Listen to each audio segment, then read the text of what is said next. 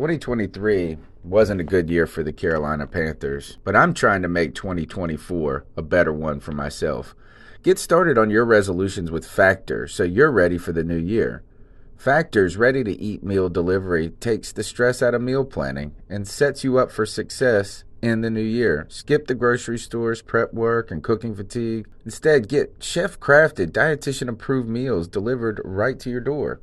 With over 35 meals to choose from per week, including keto options, calorie smart, vegan plus veggie, and more, plus over 55 weekly add-ons, you'll have a ton of nutritious and flavorful options to kickstart your resolutions. Skip that overpriced takeout trap. Factor is cheaper and way more delicious than takeout. Get chef-crafted, restaurant-quality meals delivered right to your door, and they're ready to heat and eat in just 2 minutes, which means more time for you. Head to factormeals.com/C350 and use the promo code C350 to get 50% off. That's code C350 at factormeals.com/C350 to get 50% off. In a world where Carolina Panthers fans have an insatiable thirst for Panthers news and opinions, only one podcast roars ferociously. It's the C3 Panthers Podcast. What's up, Panther fans? It's your boy, the Professor, a.k.a. Tony Dunn. It's the C3 Panthers Podcast, brought to you by CarolinaCatChronicles.com. We're here with our new, shorter form episodes that we're trying to get into. We're going to be dropping episodes each week to kind of mitigate the length of the Tuesday night show. And this week's show is going to be scouting the Bucs. And we're going to be able to do that this week with my buddy Ren Daxt from the Pewter Cast podcast. Ren, thanks for joining us. Hey, man, no problem. Thank you very much for asking me. It's always fun to come on and talk to you. And we can now link arm in arm as we march down the road hating the Saints.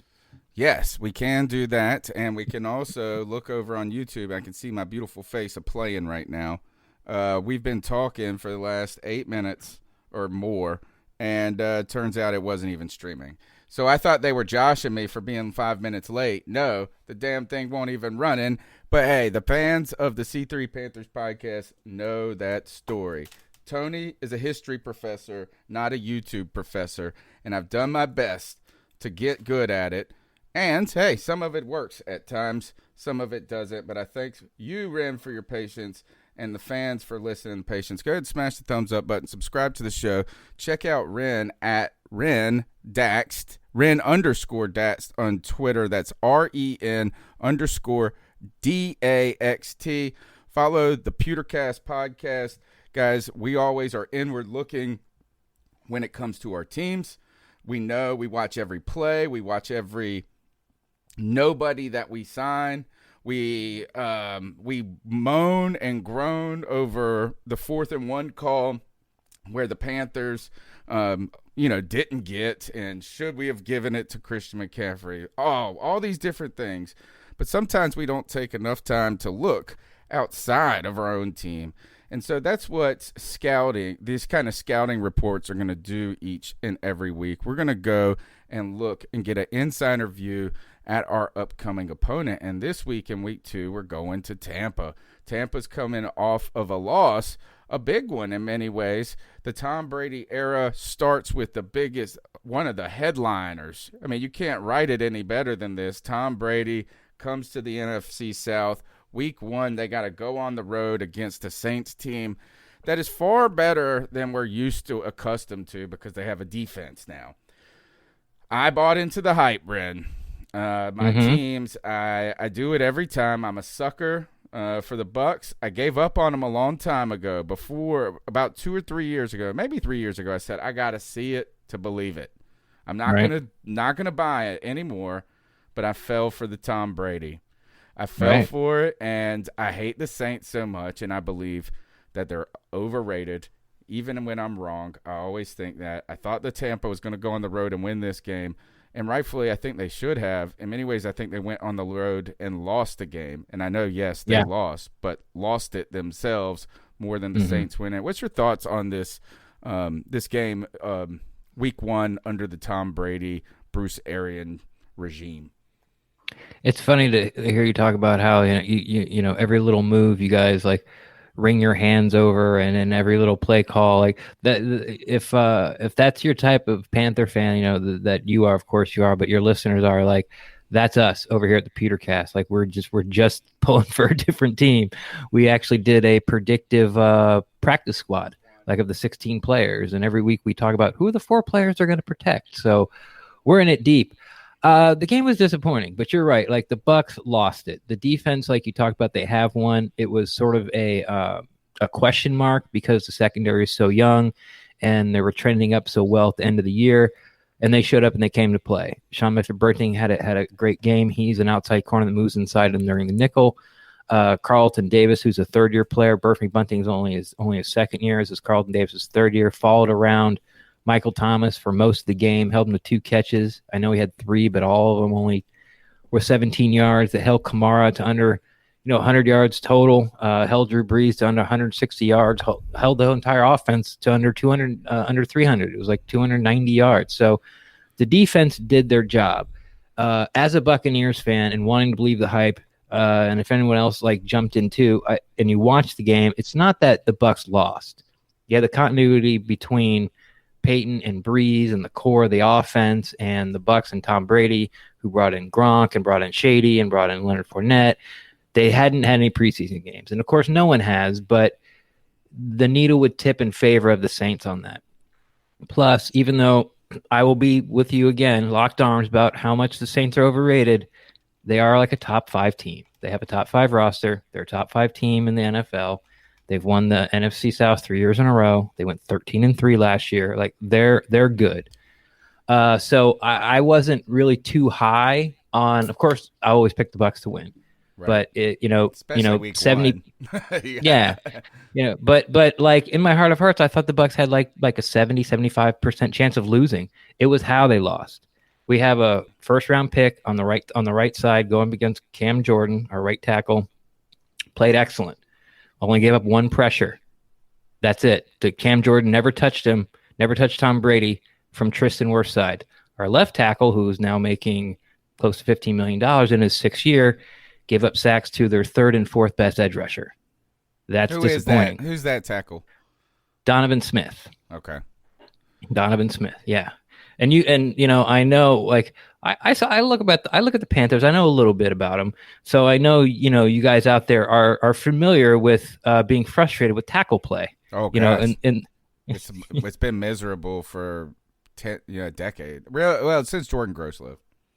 Yeah, so you know how that can sort of derail an offense and in one play, kill a drive. With Tom Brady's interceptions, one was miscommunication, one was a throw that was actually a check. It was supposed to be an inside screen, but he checked to the outside. Then he threw it late and ended up being a pick 6. We're both very reminiscent of Jameis Winston turnovers. And then like a blocked field goal where it wasn't even close. The whole, right side of the line just collapsed and 3 guys got in there, not just one. And then if you saw the game, there was a penalty on a touchdown. So the Saints took the yardage on the kickoff and tried a pooch kick to pin the Bucs inside. And 2 guys collided, both going for the ball, and it's laying on the carpet, and the Saints jump on it and, of course, punch it and score.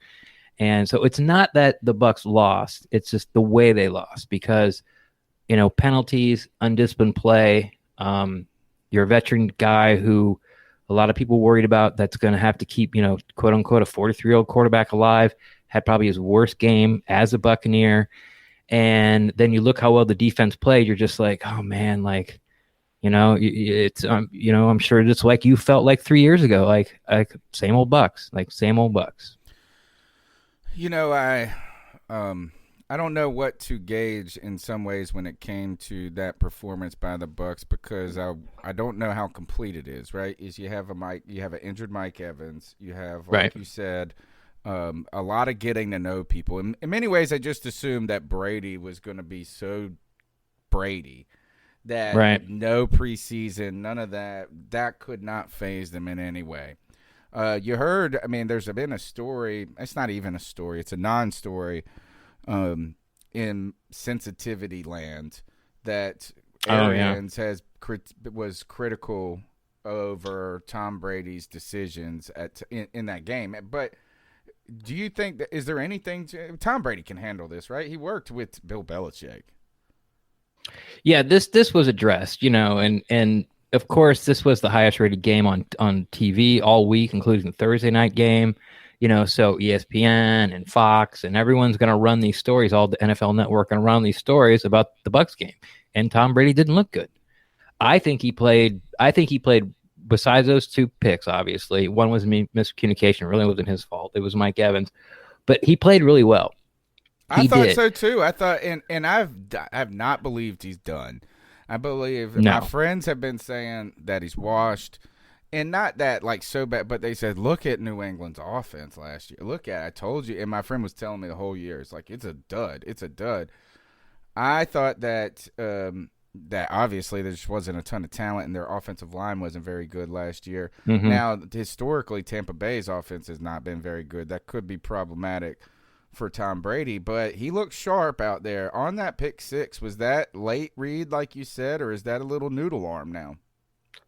No, it's not a noodle arm. It was just a bad throw. He threw it too far inside. Period. End story. That's what it is. Like a lot of people, I of course have been in the center of this about Tom Brady, his noodle arm and this and all that stuff. And it amazes me that Drew Brees doesn't get any of this talk. Oh, because every time that he dinked that whole game. He has for the past 2 years. Anytime they want to throw the ball deep, they bring in Tristan Hill. No, that's not right. Taysom Hill, which they did. Taysom Hill, stupid trick play, which was awesome for my fantasy team because I got Kamara. Congratulations! He also got 2 touchdowns. Yes. So, but every time they want to throw the ball deep, like they did it in the playoff game back in Minnesota, like they pitched the ball to Taysom Hill and he threw it deep. Here again, they pitched the ball to him and he throws it deep. So, you can believe what you want to believe. You want to believe Brady's washed, go right ahead. If you want to condemn him for this performance, I say go watch the game because his deep ball targets was tier 1. Like drop him in the bucket, like 5 or 6 of them right in the bucket. Didn't miss one deep throw. Got 3 PI calls on 5 deep throws, 6 deep throws. He was willing to push the ball. I think that is the biggest signal of it all, is that if you are, we saw Cam Newton when his shoulder was really injured and they were hiding it and he was hiding it 2 years ago. Right. And we were like, oh, he's finally developed this underneath game. No, he wasn't going deep at all because he didn't want to. So Tom Brady did not look hesitant. So I like how your very fair evaluation of Tom Brady, not overly glowing, right, is that he was the weakness there. Tell me about the joke I was listening to your podcast, and you guys were talking junk about players, like these like little snide comments you're making, and then someone made a joke about Levante David. Explain this to me because I thought Levante David was perfect. Is it sarcasm, or were you guys actually being critical on Levante David? No, you can't be critical about Levante David. Levante David, and this did sound sarcastic. I just didn't know if I had missed something. Right. I don't even know what you're talking about because I'm in shock. I'm like, what? I'm like, you sure it was our podcast? Like, Levante David is our Luke Kuechly. You know, if you look at their numbers, they're very comparable. As Bucs fans, we are very chapped about how Levante David doesn't get the same publicity nationally as a Wagner or Kuechly did before he retired because his numbers are right there. They're better in some categories. They're both of them, even the ones that they're better in, it's Kuechly and Wagner are second and third. The ones that Kuechly's better in, Wagner and David are second and third. The one that Wagner's better in. No more Kuechly, so you're good with that. He's gone. Well, I'm just trying. Well, I'm just trying to relate to the Panthers fans of what Levante David means to us here. So, no, I think this is a little biased, but our linebacking core is really going to show out this year. Devin White the best one, right? I mean, is there one better than what you got, or at least that tandem? I don't follow all the teams as closely as I should, but it'd be real hard pressed to. Like both of them came away with 11 tackles. Levante David had like 3 tackles for loss. I think there was a pass break up in there. So I mean, they make the engine go, and they're very, very good. So whatever we said about Levante David had to be said in total sarcasm. It felt tongue in cheek. I just was like, am I missing something? No, but I should answer your question real quick. I'm sorry. I'll be very quick. The question about Tom Brady being too sensitive. it was asked today in the media to Bruce Arians, and he just laughed. He said no. He's like, no, like Tom knew, what he was getting into when he got here. Tom and I are fine. He came in today. We talked. We're fine. We've always been fine. We'll always be fine. Like, end of story. Let's turn our attention to some injuries. Right, I saw that Chris Godwin is in the concussion protocol. Mike Evans is still. He did practice today, from what I saw, but still significant hamstring injury, and you saw that by how limited he was in the game. What is the injury status going into this week right now, and how do you think it affects the Buccaneers as that getting on track and starting to find their rhythm? Right now, I think it's a non-issue. I think it's a complete non-issue. Mike Evans' hamstring was worse last week because he didn't practice at all week long, and then was on the field for 90% of the plays, I think, against the Saints. They use him a lot as a decoy to keep Lattimore, sort of out of the coverage. And Chris Godwin's is kind of weird because he did get a flag, or draw a flag, I should say, because he had a helmet-to-helmet hit late in the game. And he didn't show any symptoms Monday, didn't show any symptoms Tuesday because he was on a Zoom call, or a press conference they're called nowadays.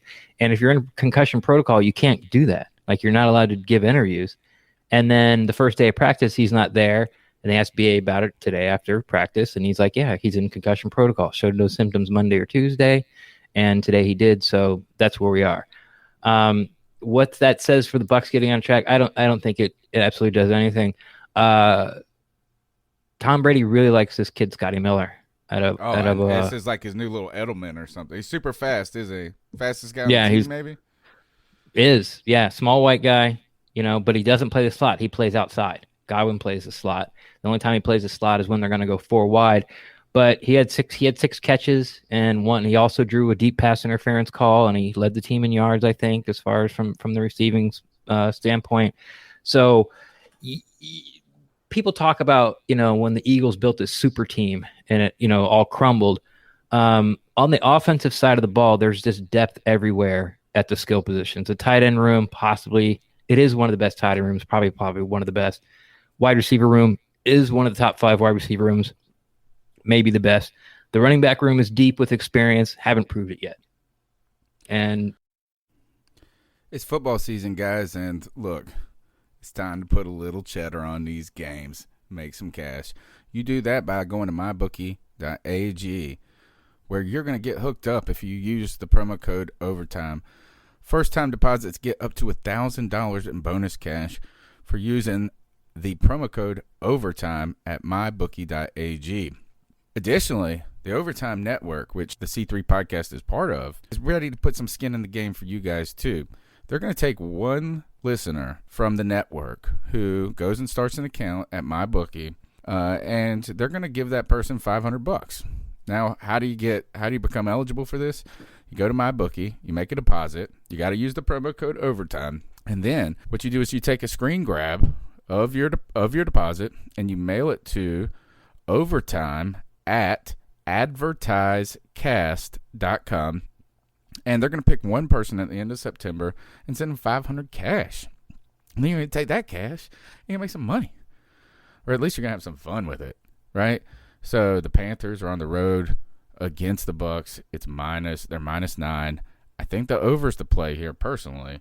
You can check out the professor's picks if you want to get a little bit more insight on some plays this week. But go to mybookie.ag, use the promo code OVERTIME, have some fun, feel secure about it, make some loot.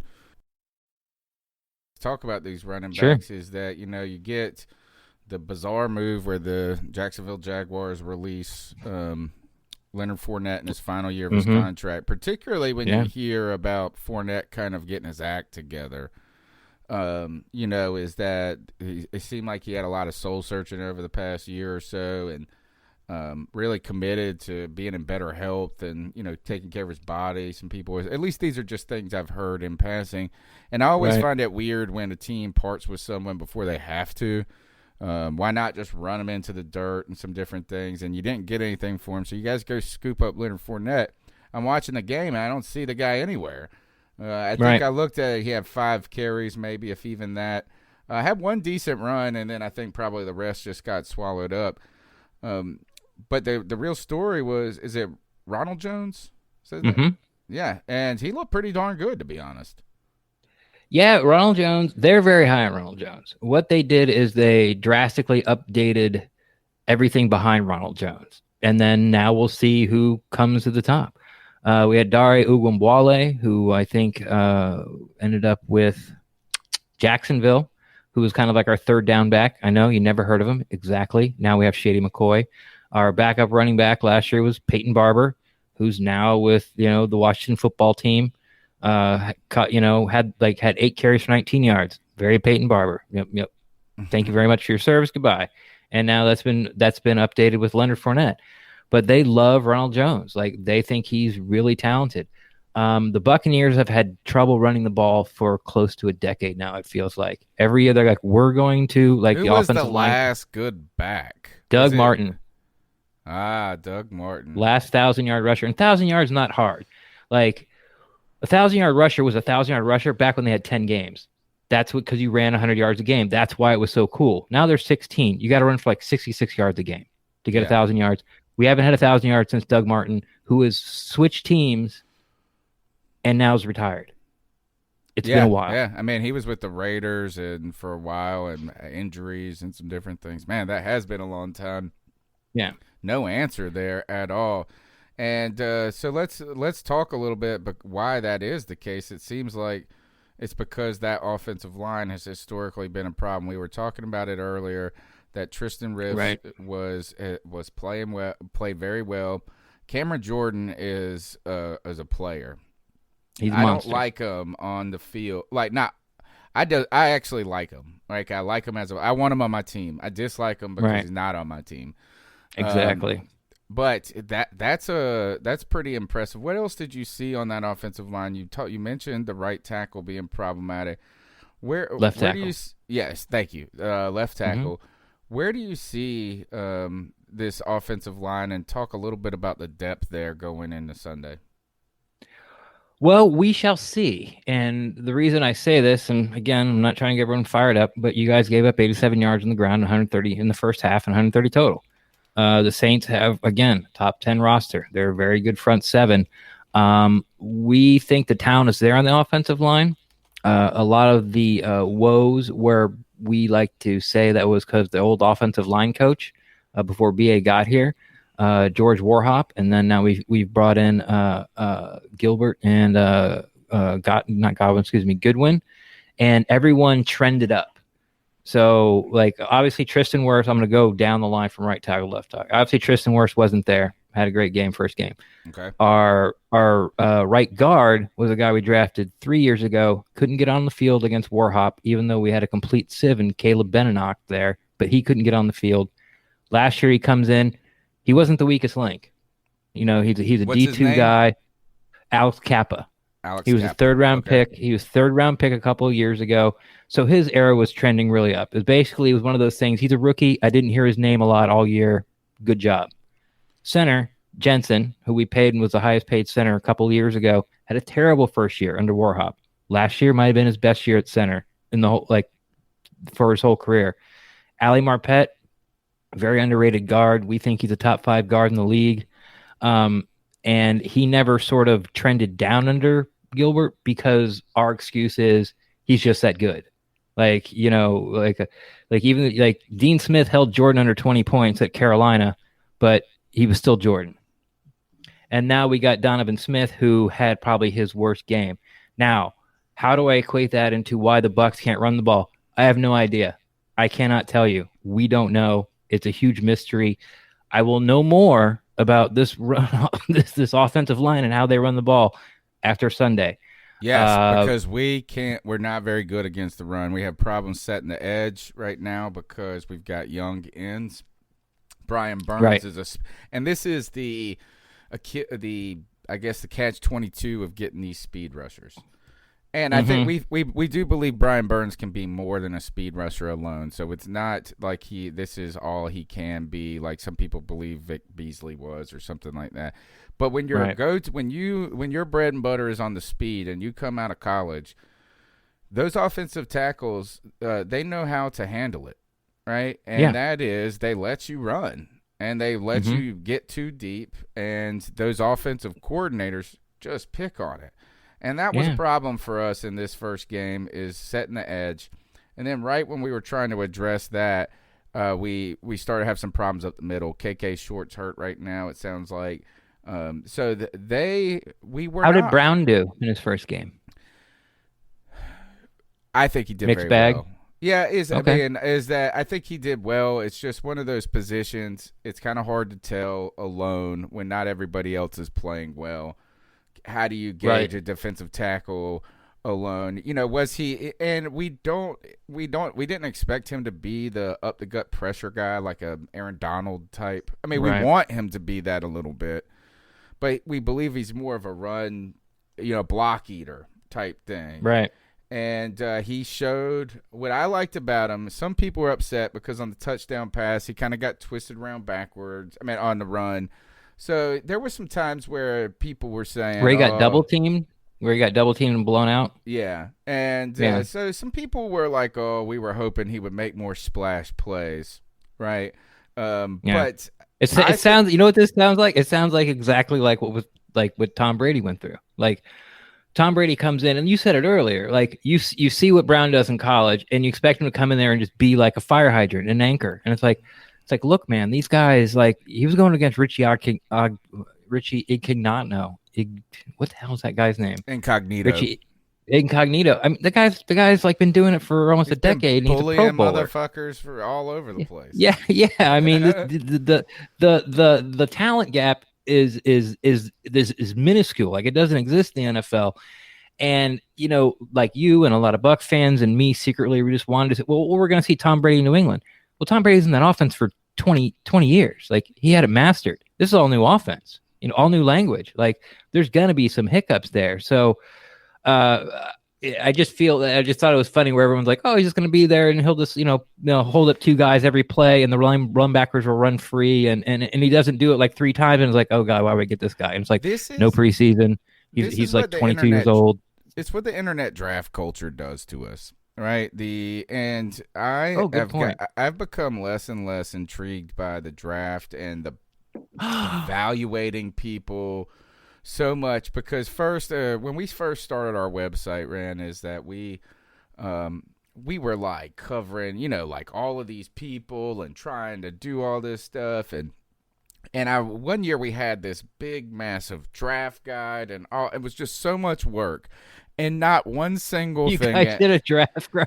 Yeah. You guys did a draft guide? Yeah. It was like 70 pages. It was something ridiculous. Oh my God. Yeah, it was crazy. We did like 100 player profiles. Like, I had to edit the whole crap because I'm good at writing, but I don't know anything about scouting and stuff. Did any of those guys get drafted? No, like, not a single damn thing was right.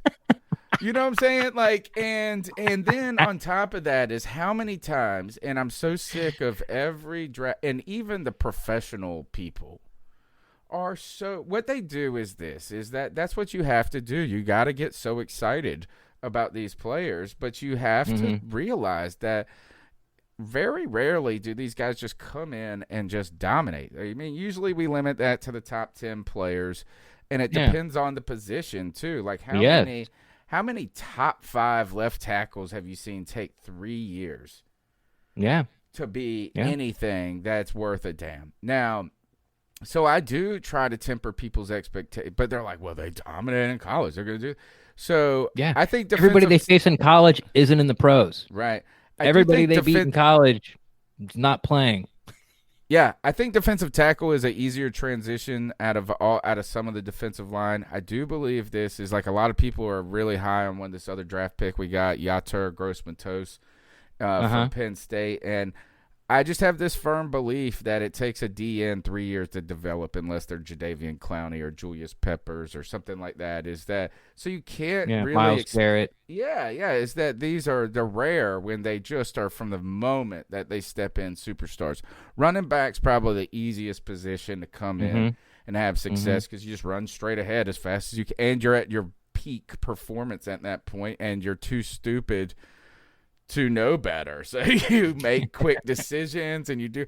I'm going to get So, every inch I can. Okay. yeah, Well, you'll be out yeah. of the league in 4 years, but, go for it. Exactly. So, no, I was very happy with Derek Brown's performance overall. Is that he showed some mean country strength, and what I saw with this is that the play that really was impressive to me about him was they're all pushing the line and they pass the ball, and everybody else is like, "Oh, it's a pass play. We just put forward 1,000% of our energy for nothing."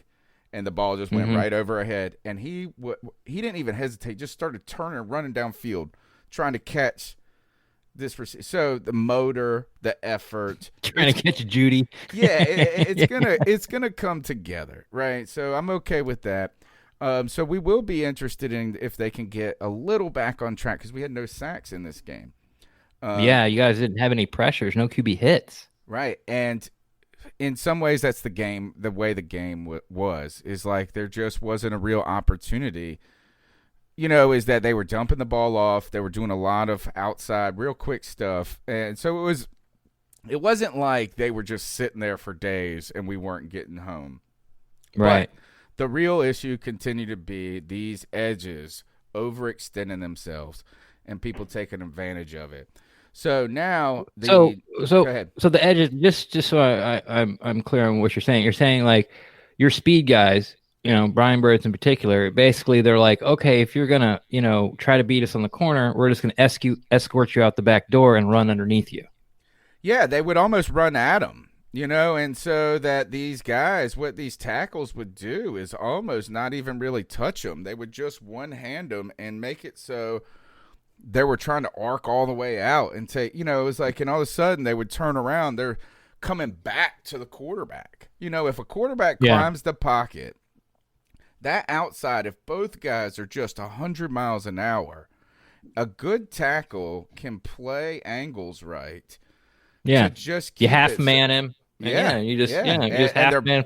I call it going out the back door. Like, okay, you want to go that way? Keep going. Keep going. And so that's exactly what was happening, and the problem with a speed rusher, right? But, they're going to have to get – that's why these guys got to get 2 and 3 moves.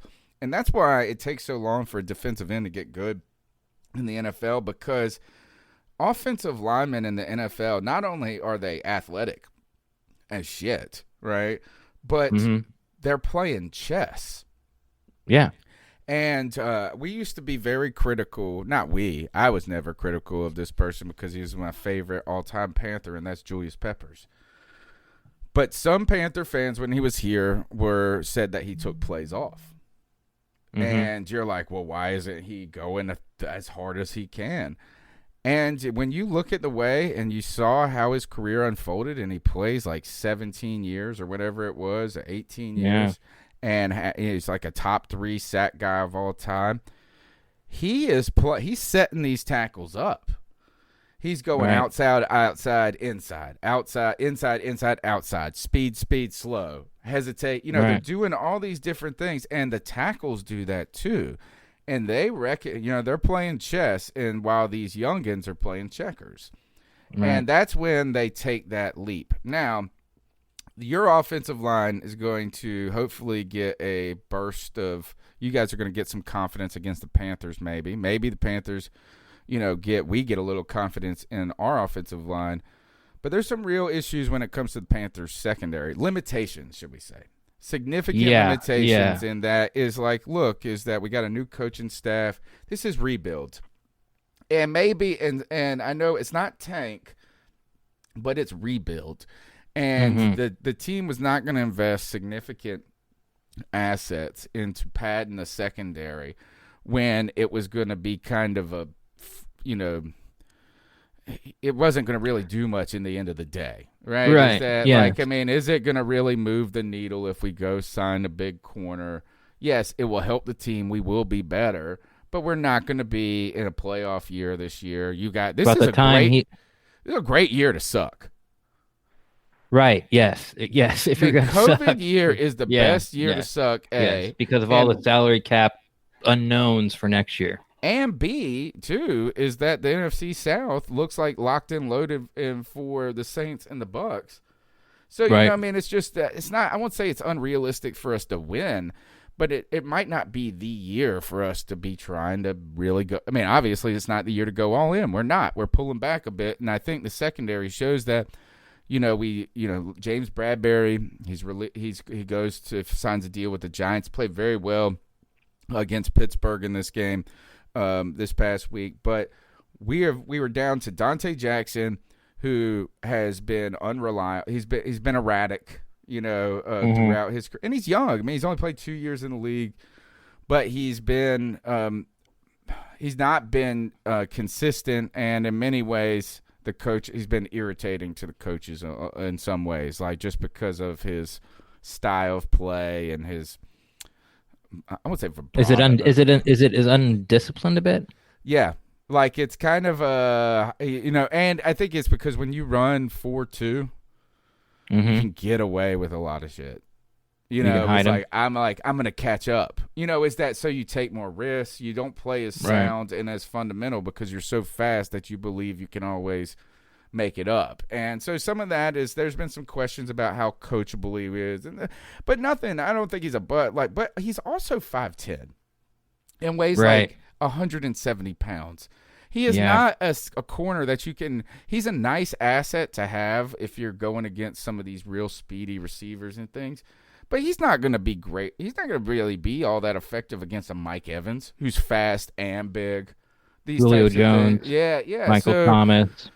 And then on the other side, we got a rookie who is starting. Eli Apple went on injured reserve. So this is where our questions are. We have an exciting player, rookie, and Jeremy Chin, but we can only be so reliant and excited about. He's the safety out of some it was like USM. Arkansas Central or something. He's from a small school. Okay. He is like he's like a discount version of Isaiah Simmons. Okay. He's like the off-brand of Isaiah Simmons, the Food Lion brand. And he though has been very exciting, but they're playing him at weak side linebacker now, I think. Really? So he's kind of a safe, like a joker. Yeah. And so he was He was pretty good in this game, but the corners 1-on-1, we're not going to be able to do a lot of man. It's going to be some problems there. So now once we think about this, is that the Bucs may be trying to get this running game on established against the Panthers, but Tom Brady was not hesitant to push the ball. Mike Evans, though, you got some injuries there. How do you think this is going to turn out? I mean, for us, we think that this is where the real vulnerability for the Panthers, where things could get out of hand. Right. Going this week, considering the injuries, do you think that you guys are going to try to get the ground game going, or is this something that it's going to be just a good mix of everything, and it doesn't matter who's out there? Tom Brady's going to feed O.J. Howard, who is my favorite on your team. But what do you think about that passing attack? Are they looking to – is this a statement game kind of by the Bucs to say, look, chill out, folks? Well, yeah. But I think sort of every game is is like that. It's 16 one-game seasons. Right. But yeah, I think as for Buccaneer fans, the Bucs have talked about it since BA got here. They're really trying to run a balanced offense. They want to run their passing game through play action, and they can't do that until they put up a serious run game. Now, if the Bucs come in there and run the ball just as good as Vegas, we can just look back and go, the Saints are really good. No preseason, blah, blah, blah, blah, blah. If we go in there and get shut down by the Panthers and have sort of like the same average, like 3.2, 3.3 yards per carry, then we might have to sort of rethink the way we're going to attack teams. Now, offensively, for the Buccaneers attacking the Panthers defense, it's a mismatch. It's a mismatch on paper. Even if Godwin doesn't play, if they both don't play, then things could get shaky. It becomes more of a level playing field. But if it's Godwin, Miller, OJ, Gronk, Mike Evans out there against a very inexperienced, still learning the defense, back five or back four, the Panthers are going to have to score to keep up. Now, good news, you did score. You scored 30 points, and you kind of could have had a real good chance, maybe probably should have won the game. So Yeah, and there was some opportunities earlier that were, I won't say missed, but yeah, look, we scored 30 points. Teddy Bridgewater was what they wanted him to be in this game. That is exactly when they signed Teddy Bridgewater and they parted ways with Cam, is that Cam has such an upside in so many ways. But the injuries, they obviously a real concern. Our owner let that slip, is that basically they just weren't wanting to deal with a year that could be railroaded or derailed by just one more Cam injury. So it's just kind of, this is the time. And Teddy Bridgewater, and a lot of fans are upset about this because he's not necessarily got a sparkling injury history himself, is that, but he's steadied the ship, I think, and it's more than a game manager. I don't want to call him a game manager because I feel that's an insult in this league. Right. He's much better than a classic game manager. Like here's how I look at it from the outside. You want somebody in there who's not going to turn the ball over and be accurate with the ball.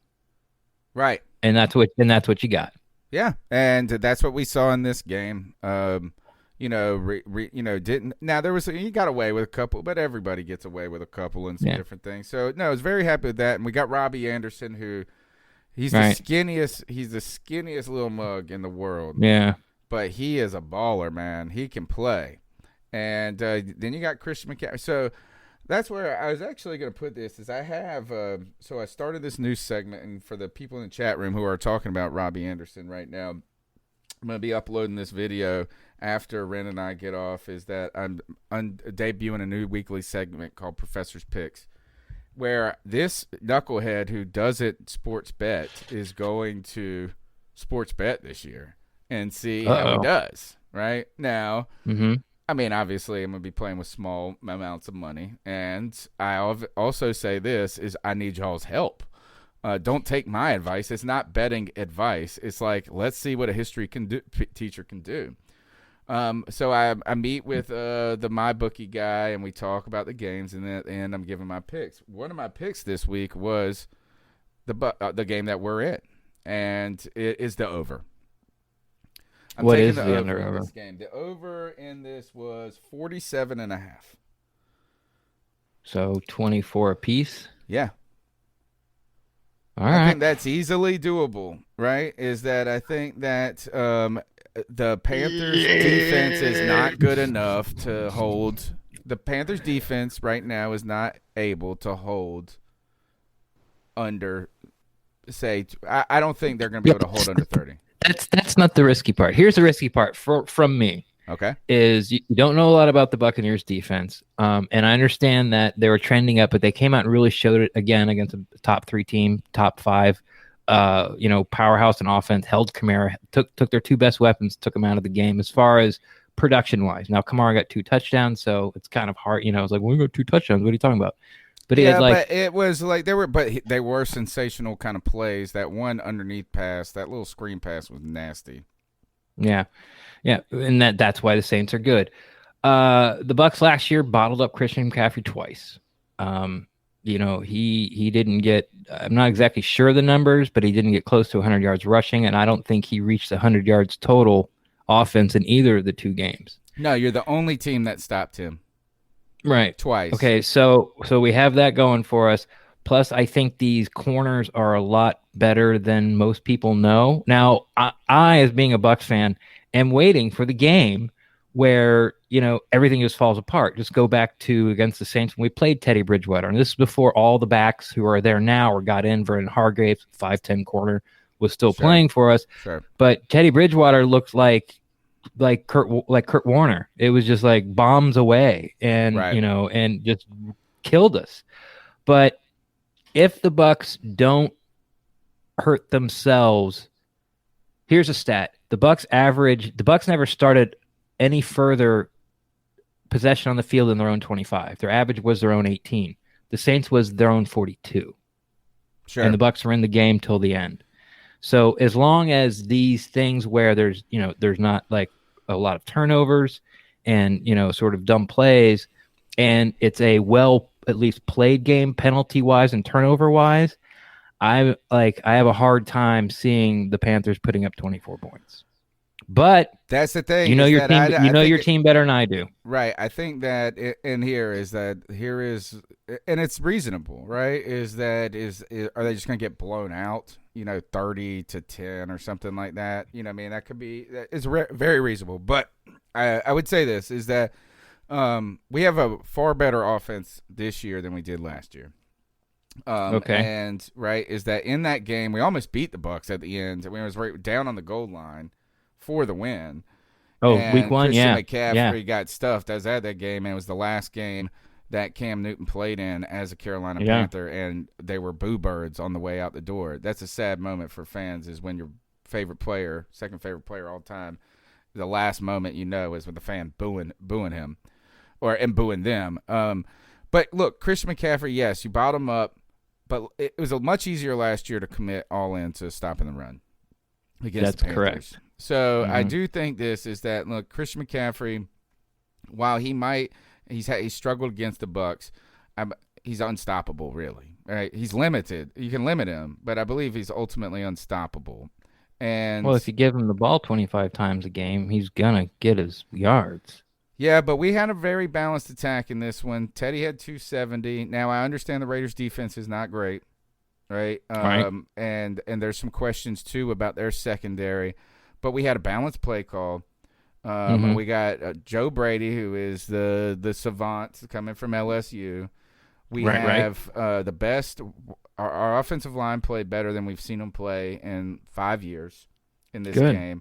So I think that the Panthers, I think we're going to be taking the over in Panthers games a lot this year.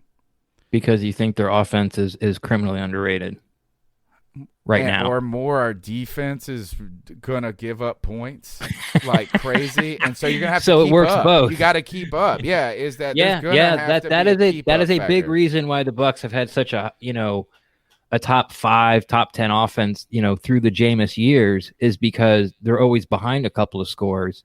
And he's, and he's firing off I can't remember the last time Mike Evans caught a pass from James, or ever Mike Evans catching a pass from Jameis Winston that wasn't at least 17 yards down the field. Right. And and he catches 80 a year. Like, it's just chunk play after chunk play after chunk plays, because when Jameis is here, there's 11 minutes left in the first quarter and we're down 14-0. You got to throw it. Okay. Yeah, it's time to get some points. Yeah, and so that's where I kind of think here is that the real scary part about this would be, and this is the other thing, is that, like, what if the Bucs just try to really get the run game going, and the Panthers do that too because of the injuries on wide receiver for you guys and some of the Christian McCaffrey. But I don't think that. I think that it's a home game for you guys. I think you're going to be successful. I think the Panthers have enough offensive weapons to score. Now, not score at will, but to not be shut out.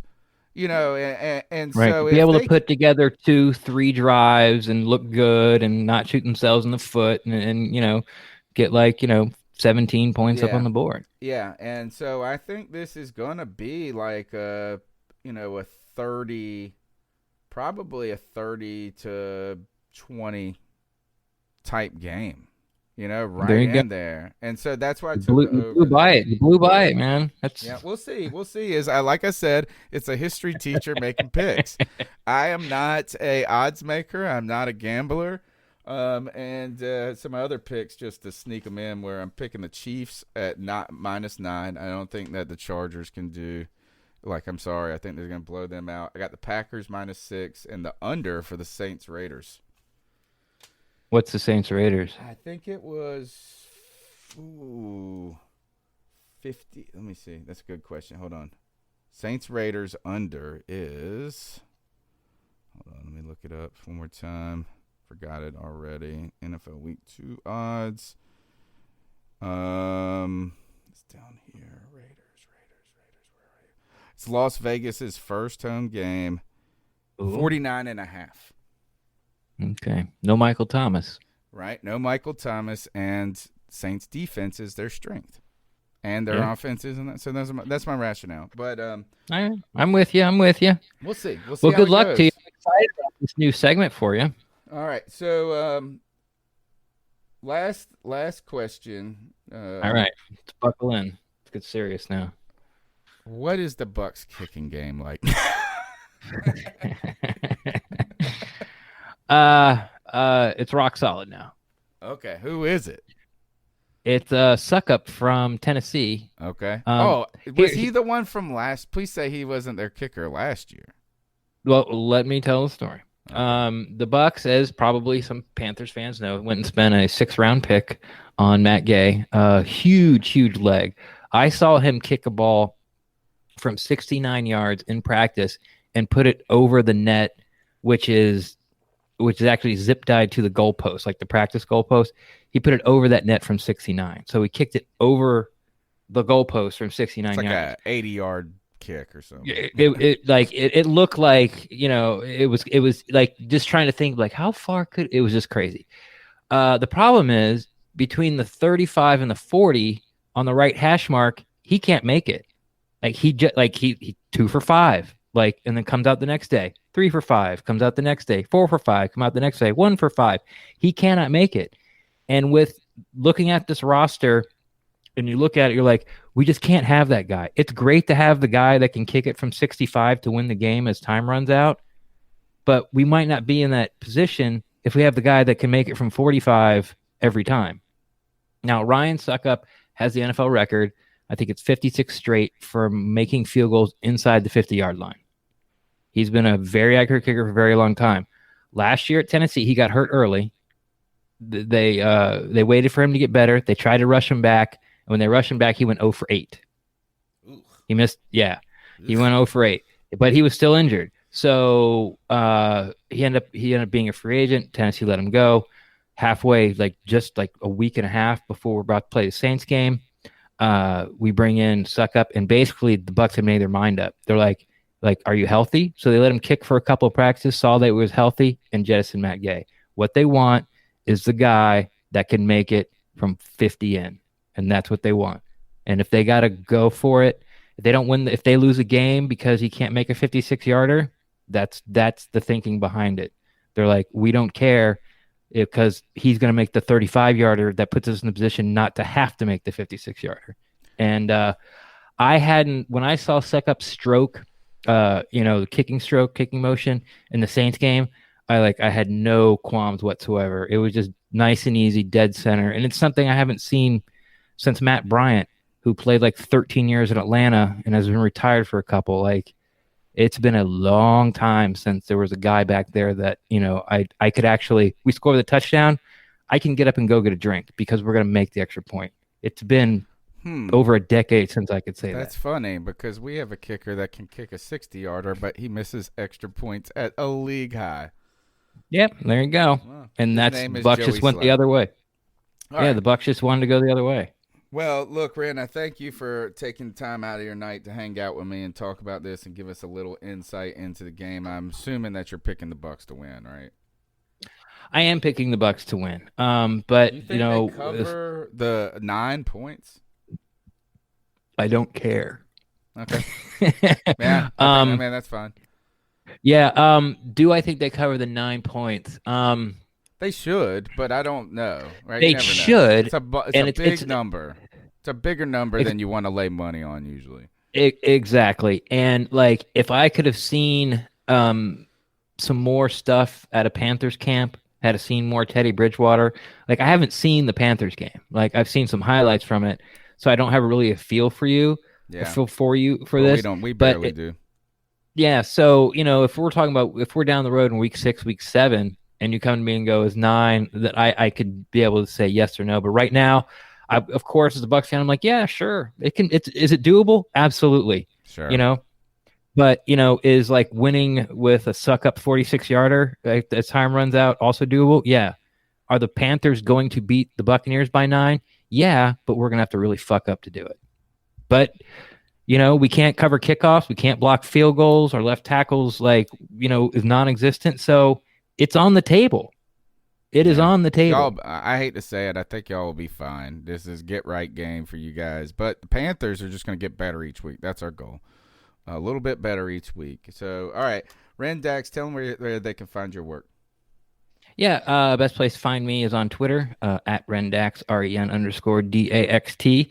I am always down to talk Buccaneers football, but if you don't want to put if your take is too hot and don't want to put it there on the Twitter's verse, feel free to slide in my DMs and I'll talk Buccaneers football with you there too. I understand, me being a Bucs guy, I talk Bucs all the time. Panthers fans don't care, but if you have a question about the Buccaneers and you kind of like what Tony and I went through here, and you just want to slide in my DMs and ask about a player or ask about how you think they're going to attack the Panthers, or like, is there an injury? Is it really going to hurt the Buccaneers? Feel free, and we'll talk ball. Awesome, man. Check out the Pewter Cast as well. And we're back here after the game live for the post-game show. The number's 252-228-5098. You can call in and look for the Professor's Picks coming out tomorrow. And this video's live now. So, hey, you guys have a good one. We'll check you out. Keep pounding.